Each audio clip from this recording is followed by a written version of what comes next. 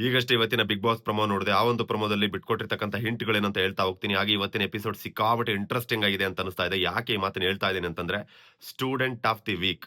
ಹೌದು, student of the ವೀಕ್‌ನ contestant ಯಾರು? ಯಾರು ಸೆಲೆಕ್ಟ್ ಆಗ್ತಾರೆ? ಸ್ಟೂಡೆಂಟ್ ಆಫ್ ದಿ ವೀಕ್ ಅನ್ನೋ ಒಬ್ಬ ಕಂಟೆಸ್ಟೆಂಟ್ ಯಾರು ಸೆಲೆಕ್ಟ್ ಆಗ್ತಾರೆ ಅನ್ನೋ ಒಂದು ಸಣ್ಣ ಸುಳಿವನ್ನ ಬಿಟ್ಕೊಟ್ಟಿದ್ದಾರೆ. ಆ ಒಂದು ಸ್ಟೂಡೆಂಟ್ ಆಫ್ ದಿ ವೀಕ್ ಕಂಟೆಸ್ಟೆಂಟ್‌ನ ಫೈಂಡ್ ಔಟ್ ಮಾಡುವಂತ ಸಮಯ ಬಂದಿದೆ. ಅದಕ್ಕೋಸ್ಕರ ಒಂದು ಗೇಮ್ ಅನ್ನ ಆಡಿಸಿದ್ದಾರೆ.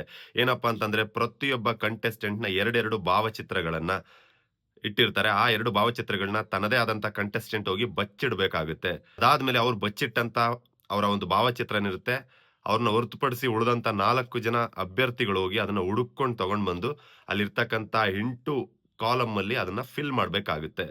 ಸೊ, ಕೊನೆಯದಾಗಿ ಯಾವ ಒಂದು ಇಂಟು ಕಾಲಮ್ ಅಲ್ಲಿ ಯಾವ ಅಭ್ಯರ್ಥಿಯ ಫೋಟೋ ಇರೋದಿಲ್ವೋ, ಆ ವ್ಯಕ್ತಿ ಸ್ಟೂಡೆಂಟ್ ಆಫ್ ದಿ ವೀಕ್ ಆಗ್ತಾನೆ ಅನ್ನೋ ಒಂದು ಸಣ್ಣ ಹಿಂಟನ್ನ ಬಿಟ್ಕೊಟ್ಟಿದ್ದಾರೆ. ಹಾಗಾದ್ರೆ ಸಿಕ್ಕಾಪಟ್ಟೆ ಇಂಟ್ರೆಸ್ಟಿಂಗ್ ಆಗಿರ್ತಕ್ಕಂತ ಕಂಟೆಂಟ್ ಇವತ್ತಿನ ಎಪಿಸೋಡ್ ಅಲ್ಲಿ ಇರುತ್ತೆ ಅಂತ ನನಗನ್ನಿಸ್ತಾ ಇದೆ.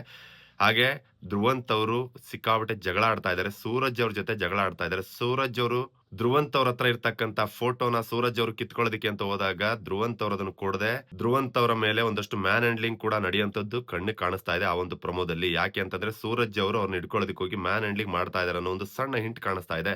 ಇದಾದ್ಮೇಲೆ ರಕ್ಷಿತಾ ತಗೊಂಡ್ ಬಂದ್ ಇಟ್ಟಂತ ಫೋಟೋ ಯಾರದ್ದು? ಸಖತ್ ಮಜಾ ಕೊಡ್ತಕ್ಕಂತ ಇನ್ಸಿಡೆಂಟ್ ಇವತ್ತಿನ ಎಪಿಸೋಡ್ ಅಲ್ಲಿ ನಡೆಯುತ್ತೆ ಅಂತ ನನಗನ್ನಿಸ್ತಾ ಇದೆ. ಯಾಕೆ ಅಂತಂದ್ರೆ ಇವತ್ತಿನ ಪ್ರೊಮೋ ನೋಡಿ ನಿಮ್ಗೆ ಗೊತ್ತಾಗುತ್ತೆ. ನನಗಂತೂ ಸಿಕ್ಕಾಪಟ್ಟೆ ಖುಷಿ ಆಯ್ತು. ನಾನಂತೂ ಕಾತರದಿಂದ ಕಾಯ್ತಾ ಇದ್ದೀನಿ ಇವತ್ತಿನ ಎಪಿಸೋಡ್ ನೋಡೋದಕ್ಕೆ. ಇದಾದ್ಮೇಲೆ ಮಧ್ಯಾಹ್ನದ ಎಪಿಸೋಡ್ ಅಲ್ಲಿ ಏನೇನೆಲ್ಲ ನಡೆಯುತ್ತೆ ಅಂತ ಮತ್ತೊಂದು ವಿಡಿಯೋ ಮಾಡ್ತೀನಿ. ಅಲ್ಲಿವರೆಗೂ ನನ್ನ ಒಂದು ಪೇಜ್‌ನ ಫಾಲೋ ಮಾಡ್ಕೊಳ್ಳಿ. ಮತ್ತೆ ಸಿಗೋಣ ಇದೇ ತರ ಬಿಗ್ ಬಾಸ್ ಅಪ್ಡೇಟ್ಸ್‌ಗೋಸ್ಕರ. Love you all.